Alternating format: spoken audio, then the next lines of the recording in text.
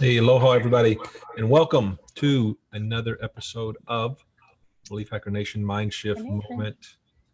And everybody just go ahead real quickly before we start and just bow your head and say a few prayers for us out here in Hawaii, because it is 71 degrees at 9 o'clock in the morning.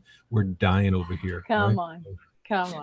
So anybody that's in like sub-zero weather, listen, it feels like that over here right now. So right. with that being said, it's great everybody to join us, whether you are live or going to watch this later. We've got a fascinating guest out of Indiana. Woohoo! Yes. Go Hoosiers. Yep. Miss Carole Bishop. Carole, how you doing? I'm doing great today. Thank you. Thanks for having me. Yeah, man. No, it's our honor to serve you in this way.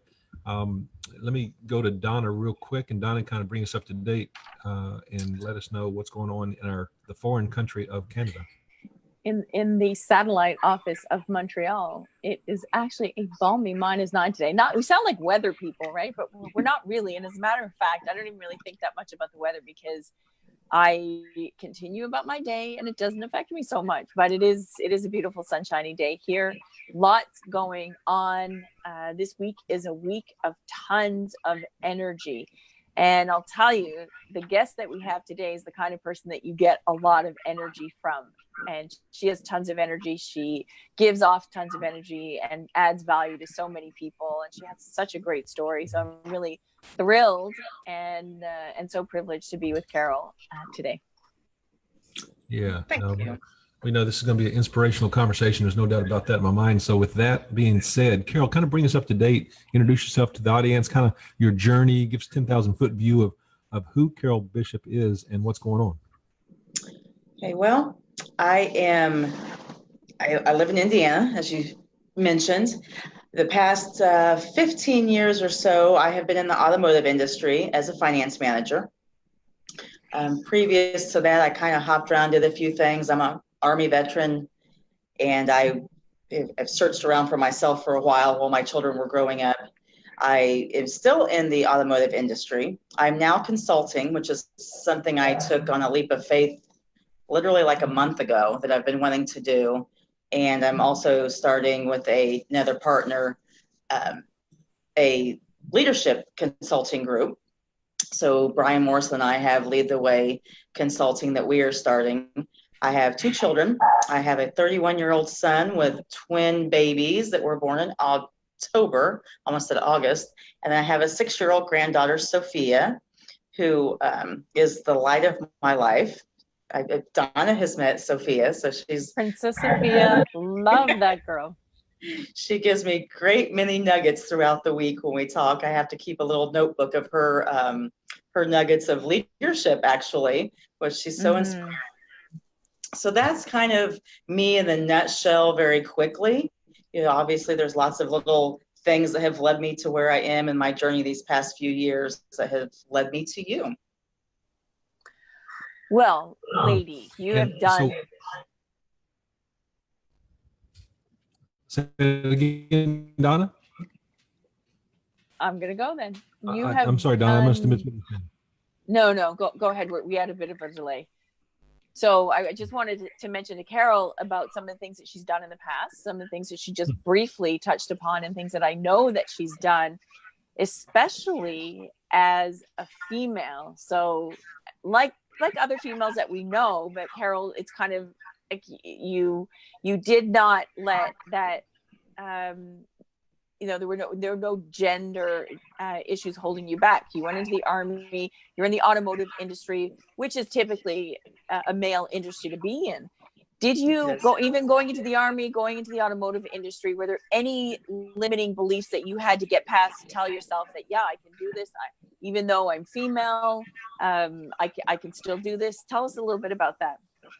You know, it's funny because, I mean, ever since I can remember, even as a young child, I always seemed to be in the male-dominated arena. Even as a very young child, my closest sibling was a brother that was 4 years older than I was. So, I mean, I was climbing trees and playing with Matchbox cars along with my Barbies. So it's something that I never really thought about. In high school, it was the same way. I took classes that I was the only female in. I was in drafting class, and graphic arts, and again, was the only female. So it was something that never really crossed my mind, honestly.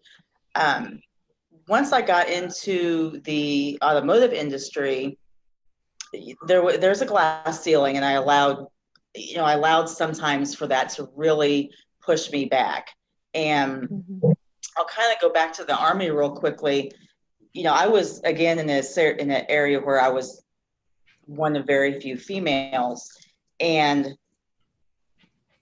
I always used to think, okay, well, I can't lift this like these guys can, so I'll lift 5 of these. I always somehow would make it to where it would even out, because I just wasn't going to let that hold me back. And up until recently, honestly, I never really thought about it much until I wanted to move higher in the automotive industry, and that being I want my own place. And I've kind of started to realize, how male dominated it is, and really kind of how that has held me back. I've had to look at it from a different perspective. And I think that jumping out and doing consulting was allowed me to kind of break that barrier, because every place I've ever worked, I could only go so far because I wasn't one of the guys. And I think we had talked about this before, but I hate using that. I hate saying, oh, I can't get any further in this industry because I'm a female. What I've come to realize over these past couple of years is I need to understand that and realize that, and then from there make a change. I was kind of in denial, I think, that was a limiting factor for me, being in a male-dominated field. And so I would just be in denial about it until I stepped back wanting to make some big changes in this industry. And now I see that has held me back, but it's time to make some changes.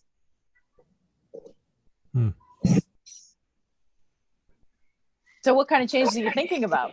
So when you say it's time to make some changes, tell us a little bit more about that. I know it's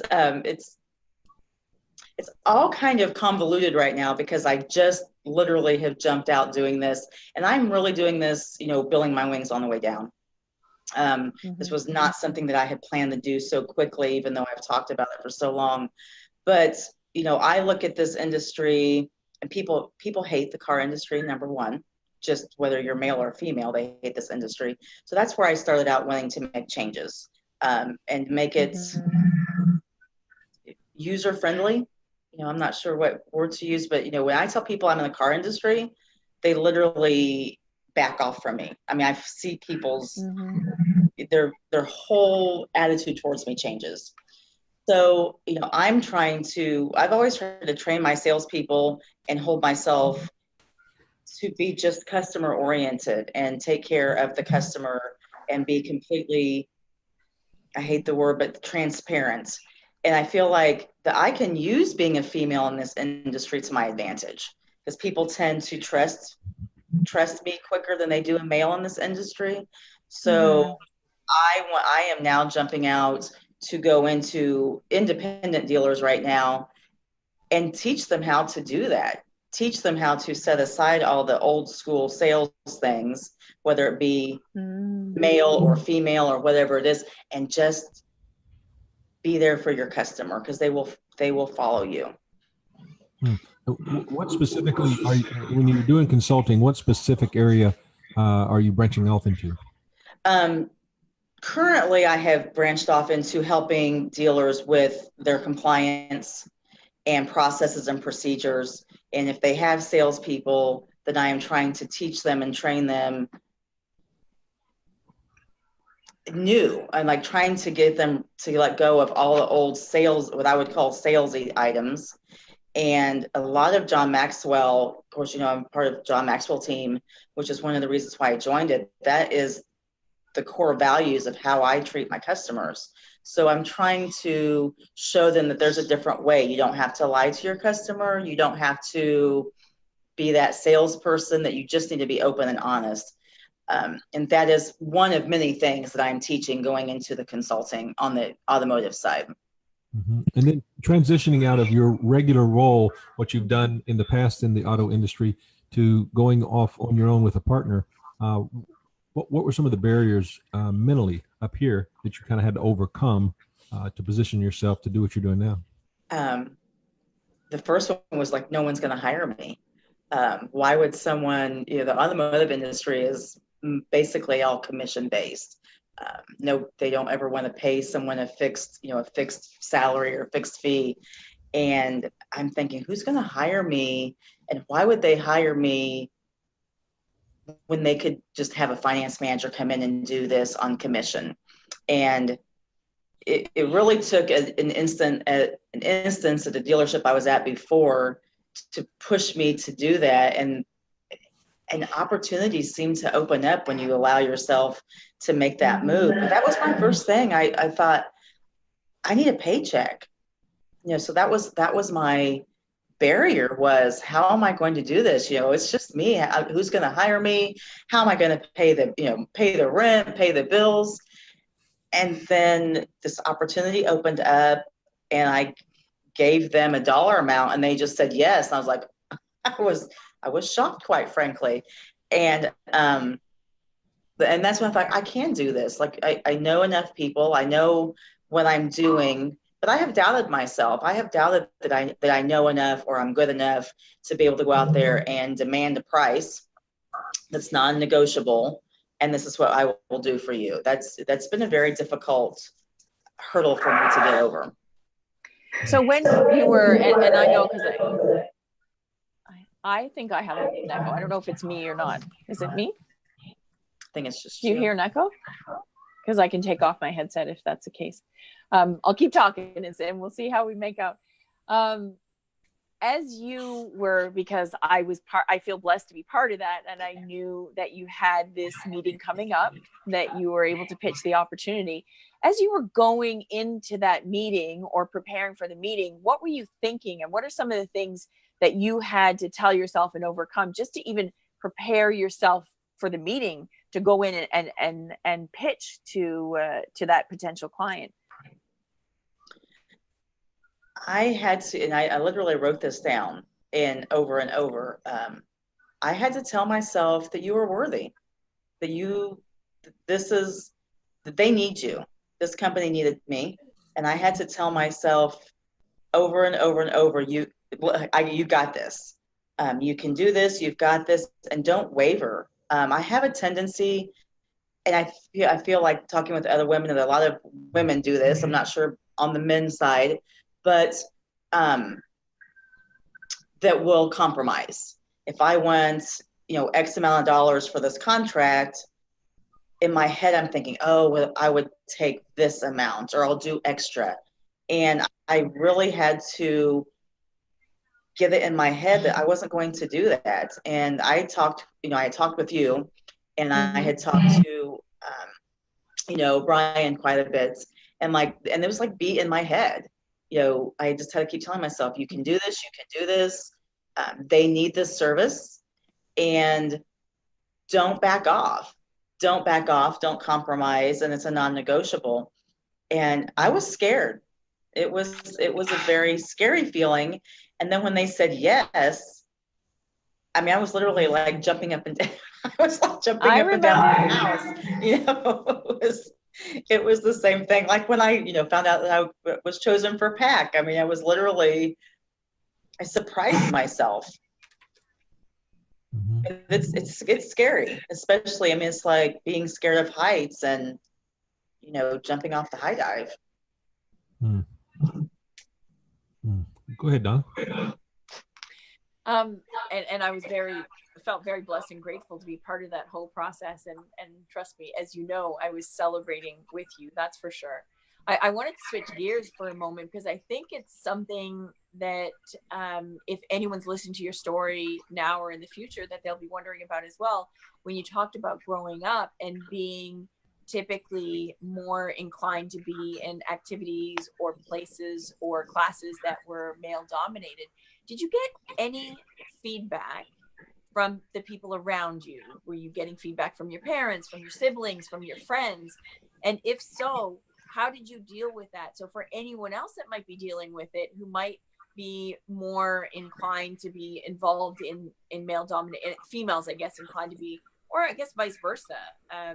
What would you tell people to help them get through that or move past it, or to really block out some of the negative things that people would tell them?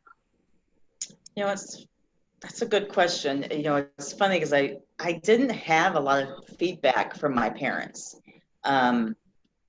We're a blended family, so there's 8 children, and I was the second to youngest of 8, and so I was kind of invisible, if you will. There was a lot of things going on before me, and so as long as I had my grades, there was really any kind of feedback. It was a weird place to be. Even when I went to college, this is probably where some of my limiting beliefs started, and I still have this letter. My mother wrote me a letter.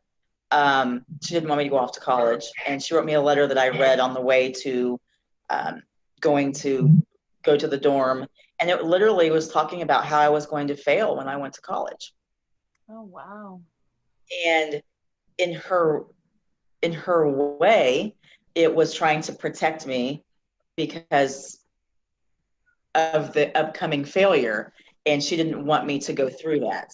And I've kept that letter, and I have many instances throughout my life just like that. And I will tell you that I lived out her prophecy, and 3 quarters later I had in fact flunked out of college. I went from a 4.0 honor roll student to flunking out of school. So I lived out her prophecy of failing at college.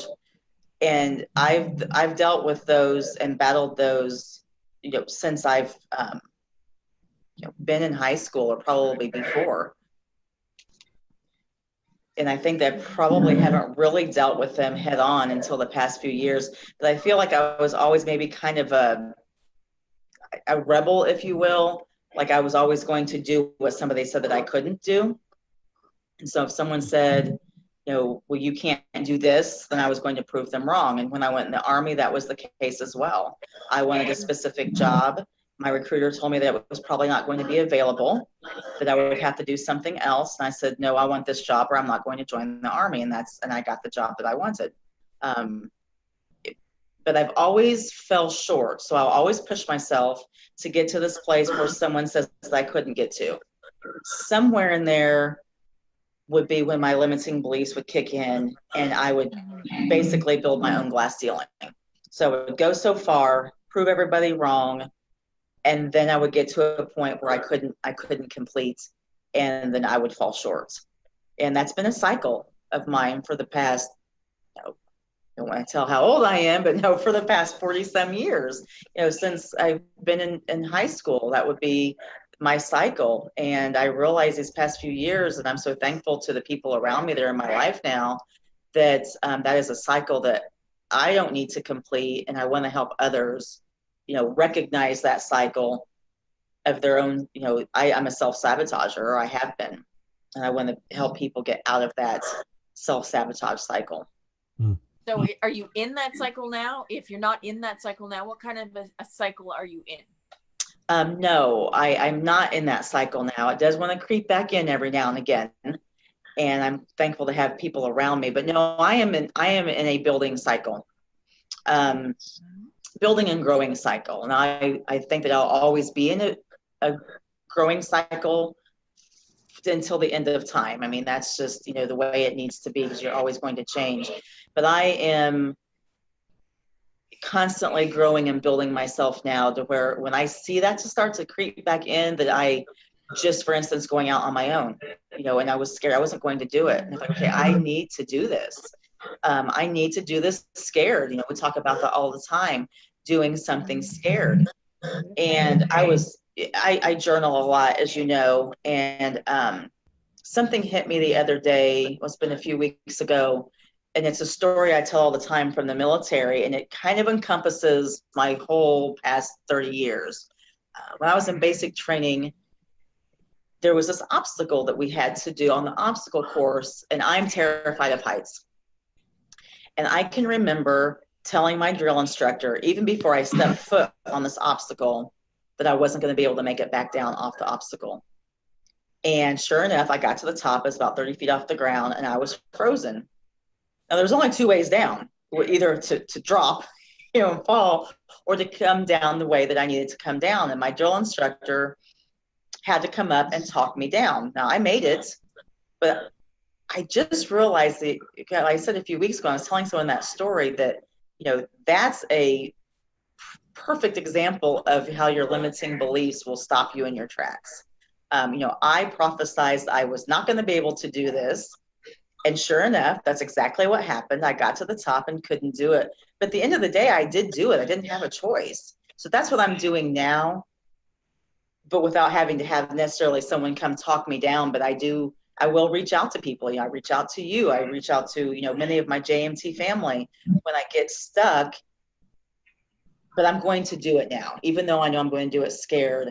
That's the difference between me today and what I would have done even a year ago, because I'm going to do it scared now. Because it's not going to kill me. That the worst thing that can happen is I fail, and then I just figure out how to do it differently the next time then. Mm-hmm. You used the word sabotage. Can you unwrap that a little bit? Give us maybe an example of, even principally or in theory, about what that dynamic looked like in terms of you moving in a direction, you're moving toward a goal, accomplishing some task, something that you set before you, and then you self-sabotage. What is that? What did it look like, and then how have you overcome that? I would always get to a point of that, I suppose, being scared. And so when I would get there, instead of trying to figure something out, I would tell myself how I wasn't good enough. I shouldn't, be in this position. For instance, when I was in the car industry, when I would work for large dealerships and I would want to move up to a different management position, I would get there, I would get almost there, and then there would be something that would hold me back, and it would be that little voice. And that little voice would say, what do you think you're doing? You aren't as knowledgeable as these other guys. You're not as smart as these guys. You don't have, maybe I didn't have the schooling at that time, all of these things. So I would continue to tear my confidence down myself. And that way I didn't have to explain a failure. I would just stop it in its tracks. So if at the time when I got in the industry, I was married, which is a very large portion of my life that wasn't a great place. I apologize. I'm kind of stuttering over that one, but it was a difficult time for me. It wasn't, Donna knows that story, and it was a 20 years of some abuse. And so I didn't have to, explain to him why I didn't get this position or explain to anybody else. I would just stop it in the tracks myself. I would tear that wall down and actually build the wall up, I guess. And I would before I could fail or before anybody could tell me no, I would just sabotage myself, because that way it was easier to do that than the unknown. If I could really do this, or if I was really going to, if I got this position, would I succeed or would I not succeed? It was just so much easier to sabotage it even before it happened. Mm-hmm. That's a difficult subject for me. I apologize if I kind of stuttered over that a little bit. No, you're fine. That's okay. That's okay. It's not, knowing your story, it's definitely not an easy thing to talk about. However, you have been able to open up about that in certain circles and in certain venues in front of a lot of people. So although, I'm not asking you to share your story, but talk to us a little bit about finding the courage to finally tell your story and how you got over those barriers of keeping it all inside. What made you want to share your story, and what kind of work did you have to do within to enable yourself to actually get the words out? It's funny because I didn't want to tell my story. I thought that I was perfectly fine, that I had gotten past everything, and I was healed. And a few little things had happened that made me realize that that wasn't the case. They say when you can tell your story without crying that you have moved on. And I realized that I hadn't healed. I had just kind of tucked it away in a nice, neat little box. And literally what came to me to share my story was I wanted to do stage time at IMC last August. And I had been working on my story, a different story, because we have many stories, of course, and it just wasn't coming to me. And I was writing it and it wouldn't come.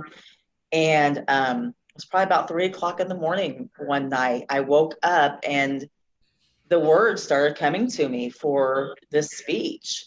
And I kind of, like a crazy woman, had a conversation with myself, but I was like, I don't want to talk about that. Like, I don't need to talk about that. And the other little voice in my head said, it's not about you. Maybe somebody else needs to hear that story. Mm-hmm. And that's how it came about. And I thought that when I did that on stage, that I would be like, just a mess. And it was so liberating to be able to tell that story. And, that's how that came about, to be able to tell that. It was, and, depending on someone's beliefs, I will tell you it was God speaking to me that this is what I needed to do. I needed to do it not only for myself, because I cannot move to the next level holding that inside. And so we all have something. We all have something that we've held inside, whether it is a bad relationship, whether it was a bad childhood, a belief that we're not good enough, pretty enough, skinny enough, smart enough. I mean, we all have something. And until we address that, and we need to pull it out of that box and look at it in the light of day, and it's not pretty. But until you can do that, you're not going to be able to successfully move to whatever that next level is that you want to be. That's always going to be a weight. I mean, it's like having a cinder block jumping into the lake. It's always going to hold you back. And sometimes we need to do something that's not so pretty to get us to get us out of our own way. And, that's where a lot of my self-sabotage came in. And, we need to get out of our own way if we want to move on to the next thing. And it's not even about us getting to the next level, but, how many people can I help with a story that's difficult for me? But there might be somebody, if it's one person that I can help get out of their situation, then it's worth it. And the other side of that was, I believe that it helped my daughter quite a bit. My daughter was the catalyst for me leaving that relationship. And, you think your kids don't know anything. Trust me, they know everything, plus some. And so I think that it helped her. We had a lot of discussing, and so there was a lot of wounds that were opened so they could heal again. So as you work through this self-sabotaging challenge, maybe drill down for me a little bit on what was the tipping point where you were, you'd been dealing with that type of mindset for a while, but one day all of a sudden, and it was probably, years all of a sudden, so to speak, that you finally went to the other side and said, I'm not going to do that anymore. What did that look like? There was a tipping point, and you're right, there was many things over the years, but I will say that there was an instance with a very good friend of mine that we were having a discussion, and I didn't realize that I had, just, a lot of these things still left in me. And I didn't realize that I was this defensive, not antagonistic, but I mean, I was this really defensive character that I wouldn't let people get close to me. And when this situation was kind of the culmination of all of that. And I thought, I don't want to be that person. I don't want to be that person that, I wasn't just sabotaging my success in an area. I was sabotaging relationships with my friends, with my children, with my family, along with professional relationships and work relationships. And so it was a tipping point when someone actually finally had the courage to tell me that I was doing this, because, I had kind of a demeanor of, people were a little scared sometimes to tell me things about myself, because that was, apparently I could be kind of scary sometimes. I don't know. And that was the tipping point when I realized that not only was I stopping, my professional movement, but I was stopping relationships. And that's, that I realized right then and there that I needed to make a change.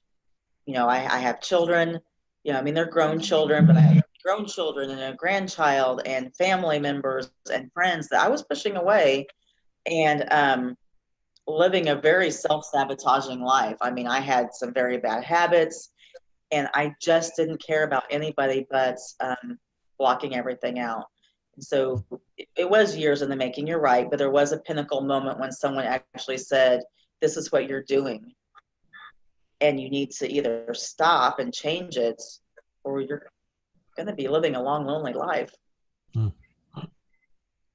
Yeah, and we talked a little bit about this in the session yesterday with Lynn, and I think it's really important to recognize that there's varying degrees of limiting beliefs and the results, because you can have a limiting belief that stops you from moving forward. You can have a limiting belief with destructive behaviors where you're hurting yourself. And you can also have limiting beliefs with destructive behaviors where you're hurting others as well. And I think you were probably mixed up in all of those situations at some point, right? Yeah. And it takes a lot to realize and to understand, because once you're deep down in that hole, it is really hard to see the light.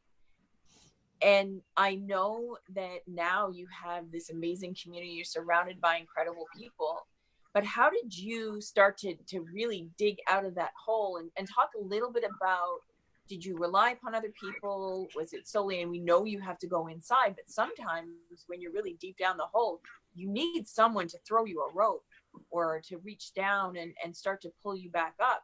So talk to us a little bit about, perhaps, did you have a community around you, and how did you get on that road to moving away from those behaviors and healing yourself to a point where you could actually continue, move forward? Initially I was thinking, I could do this all on my own. And you're right, you can't. If anybody, I feel personally, if anybody says that they can, because I used to say that, and you're not really getting out of that. I started with John Maxwell. A friend of mine had told me about John Maxwell, and I watched one of his podcasts. I understand at this point in time in my life, I didn't believe in a whole lot of anything. My faith was gone in everything, in God, myself, anybody around me. And I was just this very kind of a shell of a person that, but everything was fine. Everything was good. So I watched one of John's podcasts, and I thought, this is something that I can carry on into not just helping and teaching other people, but this is something I can carry on in my everyday life. I always had those core values, and I always try to help other people with that. I just didn't do it myself. And so as I started that journey, I didn't always have that help from the people that were closest to me at the time. I had a friend circle at the time that didn't quite understand what I was doing and didn't quite understand the changes that I was trying to make. And I think that we all maybe have been through that. When we start to grow, your circle starts to change. You sometimes have people that don't understand your journey, and they want to pull you back into what they know and what they're comfortable with you. And I needed to not be there. So I had to find a new circle. And I have found, I still have those people in my life, and I still love them, but it's in a different capacity. And I found people such as yourself. I found people in the John Maxwell community. I had Brian that was close by. I had you. I've got Ed. There's all these people. There's Dennis and Jason, and there's so many, Mariana. There's so many of them that I've I feel like I've accumulated over these past couple of years, that for any given situation, that I knew that there was someone there to help me that could understand. And it was difficult for me at first to be able to allow someone to throw me that lifeline, because I always had this chip on my shoulder that I didn't need anybody else, that I could do this, you know, whatever this might be, whether it be work or relationships or anything, shoveling my sidewalk, you know, I could do it on my own. And, you know, we say it takes a village to raise a child. Well, it takes a village to, you know, to raise us. You know, we really need to have that community, and without that community, so that's the direction. It was hard for me, but that's the direction I went. That I knew then that I needed to reach out to others to help me move through and get through this journey. And I realized along the way that I also was able to reciprocate and help others with, you know, with some things that they were going through sometimes. And you don't really realize that when you're on that path necessarily, because it wasn't, you know, as I look back now, I don't even recognize that person from 3 years ago. I look back now and I think, I don't even know, like, where did she come from? I was like, it's so scary to me, but I'm glad you know, I'm glad that I recognize that. But the largest thing, you know, it was a godsend that I found this community. You know, it was a godsend that I found the John Maxwell community. And now, you know, we have, like, you know, William with Belief Hackers, that this is the same type of community. And, you know, in a figurative sense, it saved my life.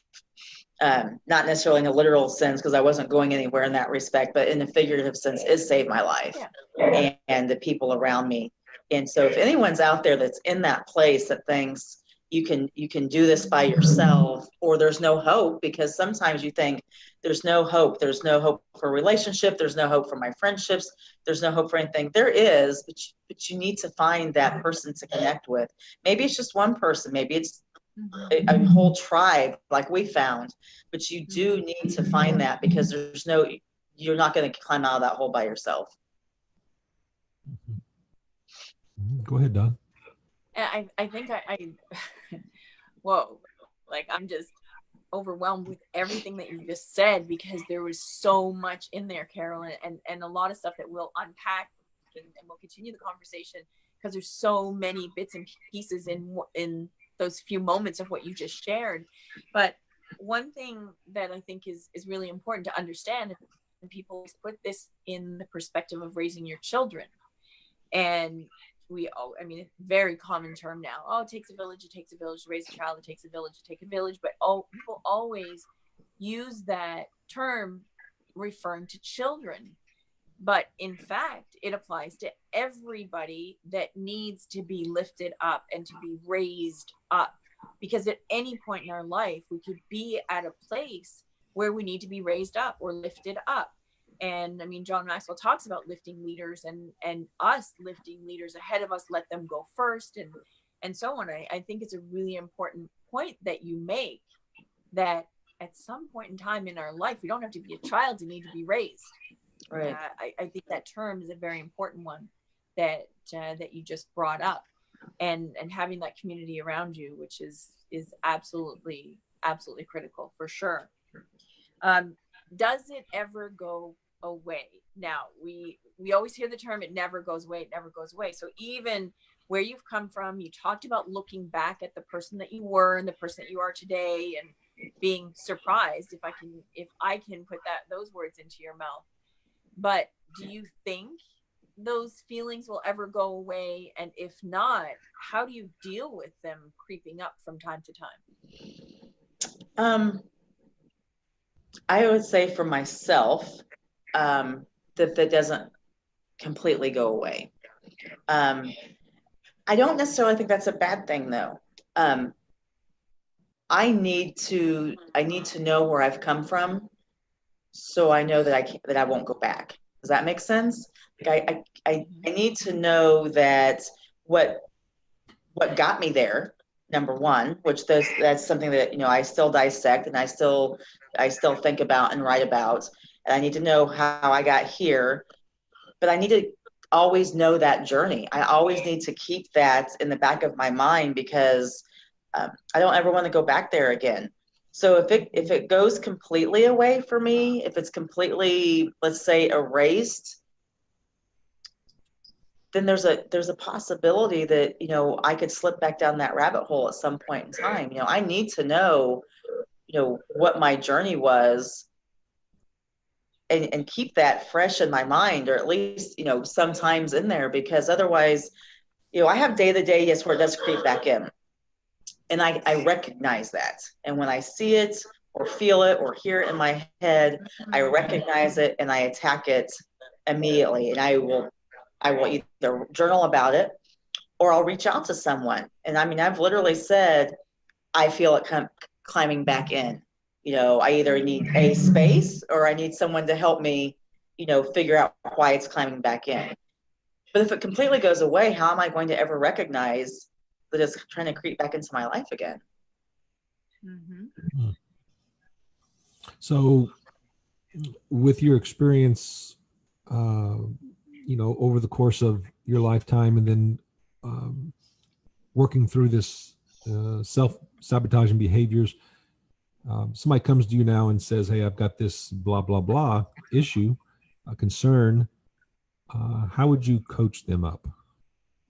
How would you coach them through it? I try to listen first more than, you know, I want to hear someone's story and I want to know where they've come from and what they're feeling. Because, you know, that's first and foremost to me. You know, you can't just throw, you know, it's not a square peg in a square hole that everything is going to work. So I actually have a young lady that's working for us right now that we know is in a difficult situation. And I'm quietly right now trying to mentor her because I don't think that she feels like she needs that mentoring at this point in time. But, you know, I listen. I listen and I'll ask questions. As that process goes, then, you know, it's kind of like the juggling thing with Christian. You know, I will ask them questions about their life to see how they think that they might change something. Now that question might be a pointed question to get them going in a certain direction. But I have found with myself over the years, if someone tells me something and tells me what I need to do, that's not going to work. You know, it's not going to work. So I try to lead them along with questions that will lead me to the next thing. Maybe this is a place you could be in. And, you know, I find that this young girl, for example, does not believe in herself at all. Why doesn't she believe in herself? Because nobody around her believes in her. So the first thing I try to do is show her how much I believe in her and gain her trust in that respect. And then from there, you know, I've shared a little bit of my story as appropriate and as is fitting to the situation. Share a little bit of my story because I'll have people look to where I am today and they think that, you know, they all think we just got here. Like we just did this and there was no hurdles to climb and there was no this. And, you know, I want to coach people and let them know that, you know, we all came through something. We all climbed some kind of mountain. We all went through some kind of, you know, forest, whatever it might be. And, you know, I use my own life experiences to be able to try to coach that person to get to the next level.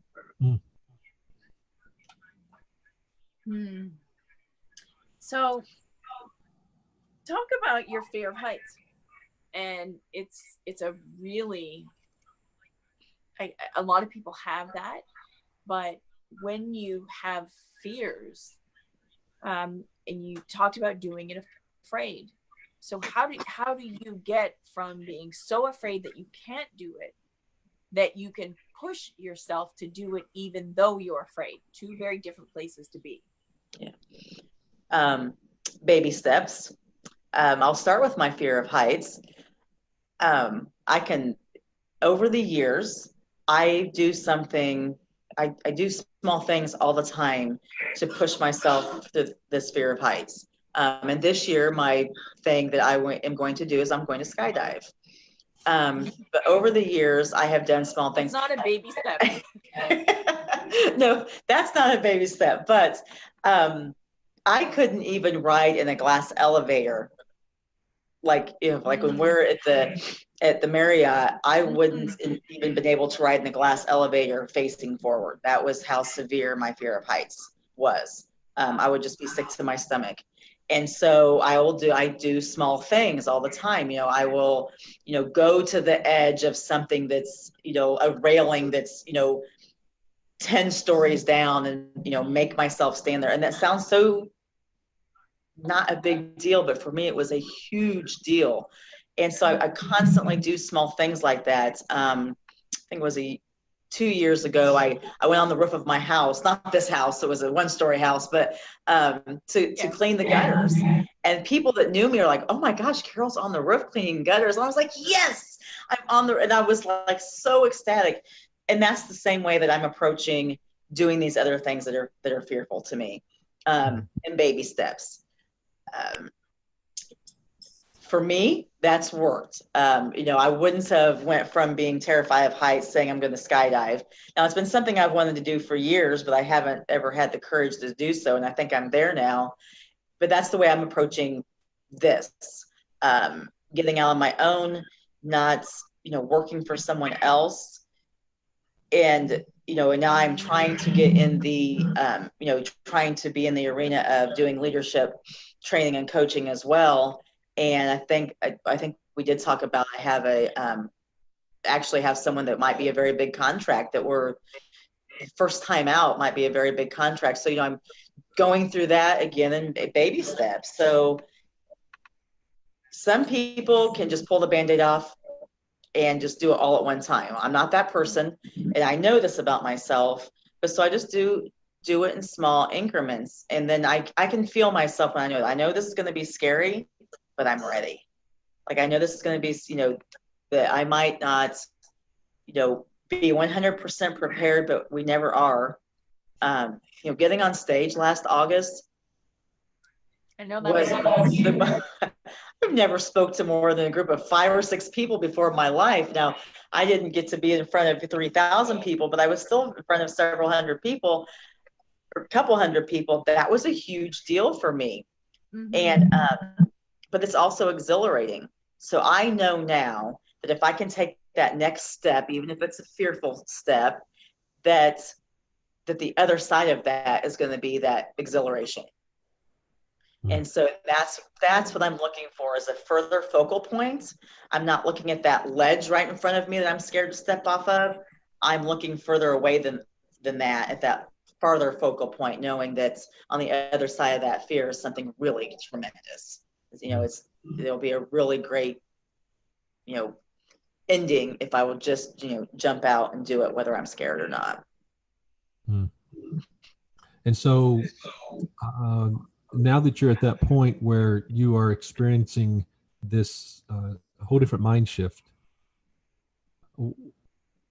what does it feel like to be liberated from those chains? Oh my gosh. It's probably the most amazing feeling that I can, aside from having my children, I can't even describe in words probably how good it feels. It's like I've lost 500 pounds. It's like I've grown 10 feet tall. You couldn't have told me I won a $50 million lottery and it would feel like this. I feel like I can do anything, and I now know that I can do anything. When we're young and our parents say, you can be anything you want to be, and sometimes you lose that over the course of time. And I really lost that. And now I'm like, I know I can do this. When I stepped out and did this consulting and they agreed to the price and they agreed to, I have a real bad money tolerance. And I think, a lot of us have that, oh gosh, no one's going to ever pay that. When I did that, that was such a huge win for me. And it wasn't the money. It was the being able to ask for it and be able to do it with confidence. So when those chains were broken, that was, it was just the best feeling in the world. I can't even describe to you. I know the people that know me now that knew me then, sometimes they can't put their finger on it. Like, like you've changed, you look different. What happened? I'm like, well, this hasn't changed. It's what's on the inside that's changed. And I wouldn't take wouldn't take $50 million for it. I will tell you that. So going through all those experiences, Carole, and I love how you love your children and all the things that you've gone through together with them. You are so devoted, and you really, I've heard the stories of some of the challenges as you were raising them, and how you approach things, and you've always been extremely supportive. It is so wonderful and refreshing to see. And then of course there's Princess Sophia, who's just incredible. Yeah. And the way that you support her to come into her own, and I mean, she just has this incredible personality. So I love that. You obviously had a lot of challenges. So how did you consider that in your parenting, and how you parented your children to make sure that, one, they perhaps didn't experience the same things that you did, at least within your power and control, and two, if they were, how did you help them get through those things? When my children were growing up, I always wanted to prepare them, one, to be an adult, of course, but I wanted them to be able to have a voice. I think that was one of the things that, and I'm sure my parents weren't the only ones. I think that was kind of the way to raise your children at one point in time. You just shut up. Yeah. We weren't allowed to have an opinion.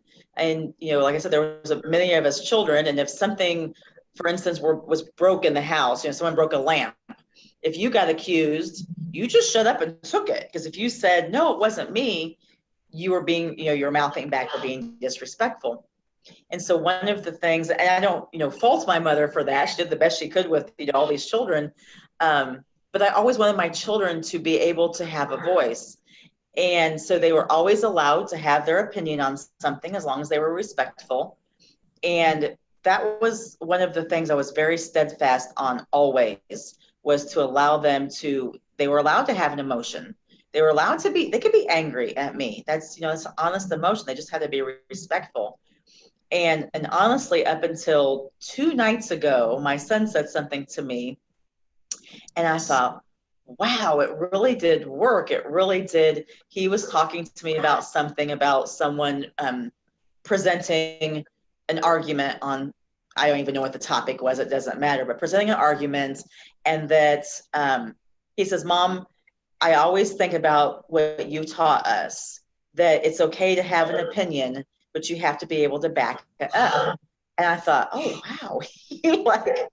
And that was one of the biggest things with raising them, that I always wanted to make sure that they knew who they were, that they were able to, that they were able to have their own opinion and know who they were inside, that they weren't my opinion. If I thought something was blue and they thought it was green, then they needed to be able to have that.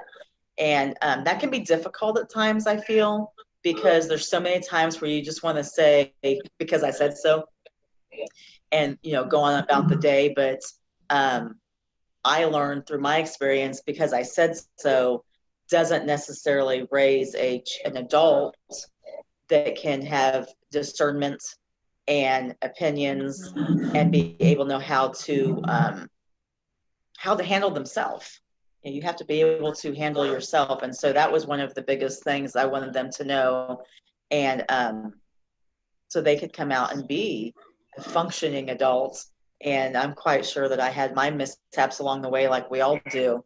But all in all, I think that they're doing okay. And then we do have Miss Princess Sophia. That's a whole entity of her own. I feel like she's always constantly teaching me. There's she was telling me how to handle bullies the other night. So it's she's always her and Jake need to get together again soon. Again, yeah. She asks about him all the time.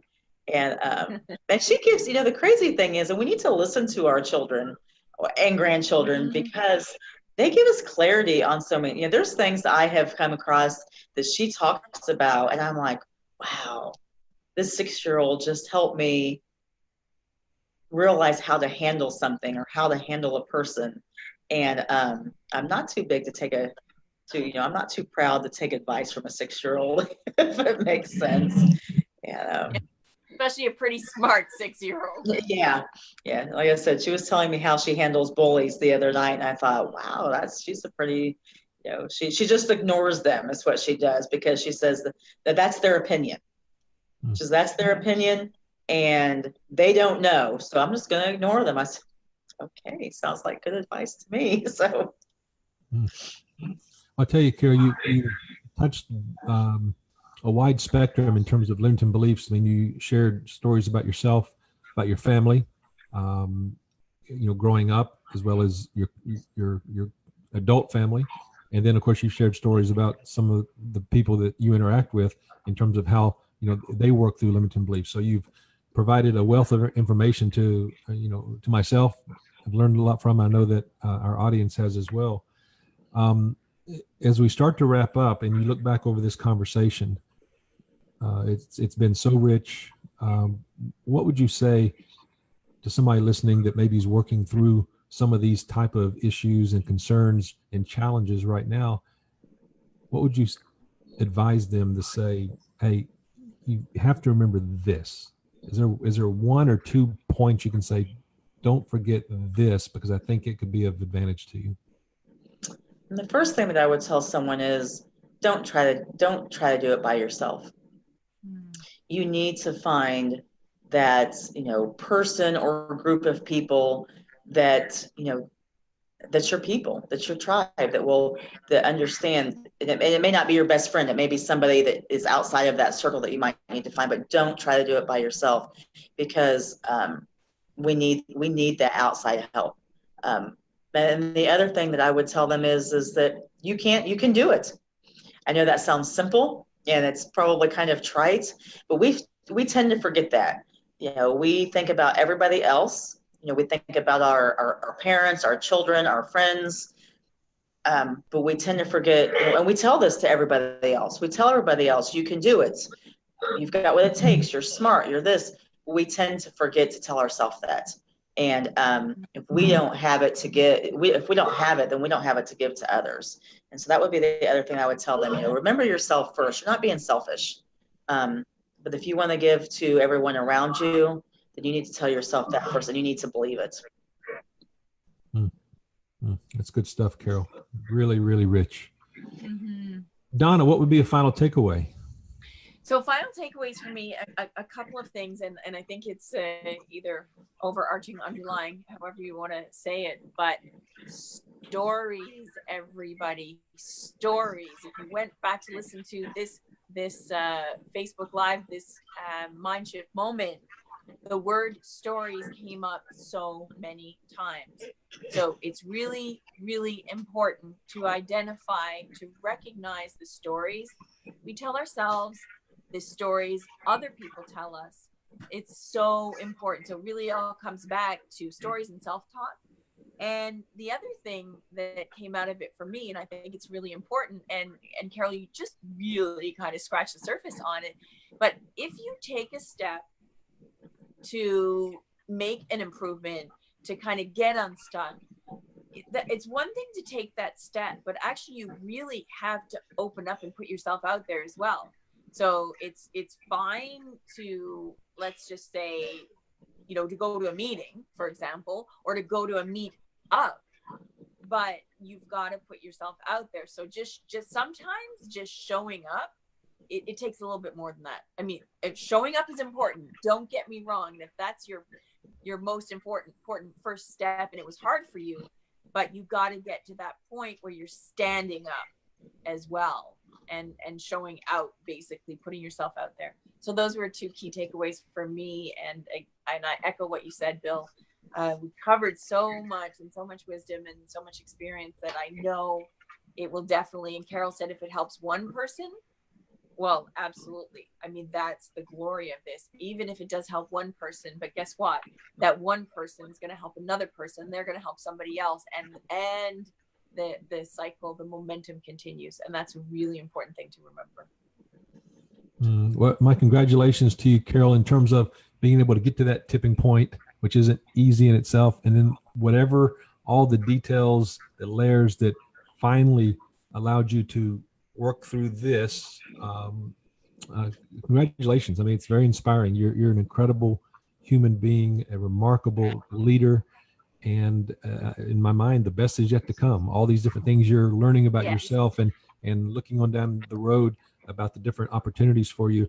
I can just see, this new work that you're doing, the consulting is going to expand into coaching and into public speaking. It's you just seem to have a real bold spirit about yourself and a calmness as well. So I look forward to continue seeing this journey as you move forward, and then also then having you back and following up and see what was your recipe for success as you kept making this progress. Yeah. Well, I would have been grateful to be here. I would love to come back, and I am just getting started. Trust me, I've got. She's a newborn. You're a newborn. Really? I am just getting started. There are a lot of things to come. Yeah, we look forward to seeing you in March in Orlando. Yeah. Yes, absolutely. Good. I will be there. Yeah, we'll definitely connect. Everybody. Thank you so much for your time today. It's been our honor to serve you, and most importantly to hear your valuable stories and insight, because I know that people have been inspired and encouraged by your words and by your sharing. So mahalo from Hawaii, from the BeliefHacker Nation. Thank you so much. Bienvenue from the satellite office in Montreal. Love you, Lawrence. That's awesome. And give Miss Sophia a big, big hug for me, please. Well, I haven't heard in about an hour, so I will give her a big hug. She's always, I told you she asked if you guys were going to move in our neighborhood.